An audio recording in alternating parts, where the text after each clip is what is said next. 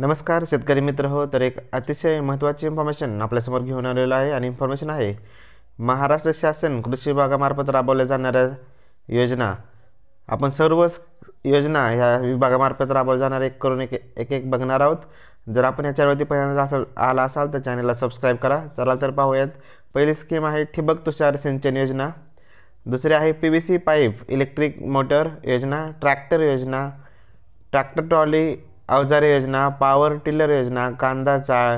आपल्याला दिसत असेल 7 नंबर शेततळे अस्थिरीकरण, शेडनेट पॉलीहाऊस, कार्बाईन हार्वेस्टर, मळणी यंत्र, कोल्ड स्टोरेज, तेलघाणा, सामुदायिक शेततळे, कडबाकुटी, एकात्मिक फलोत्पादन, पॅक हाऊस, डाल mill, rice mill, plastic mulching, sprayer pump, मधुमक्षिका पालन, अळिंबी उत्पादक, भाजीपाला रोपवाटिका, ट्रॉली वाहतुकीसाठी भाऊसाहेब पुणकर फळमार्ग, त्यामध्ये आवळा, काजू, नारळ, सीताफळ, अंजीर, पेरू, आंबा, संत्री, डाळिंब इत्यादी, पक्षीरोधक जाळी, तसेच लागवड साहित्य, मशागत व लागवड साहित्य, शेडनेट, हरितगृह उभारणी, प्लास्टिक मल्चिंग, शेडनेट हाऊस उभारणी, डाळिंब पिकासाठी लागणाऱ्या ज्या या स्कीमसाठी कागदपत्रे लागणार आहेत: Aadhaar card, bank passbook, 7/12, 8, PAN card आणि जातीचा दाखला.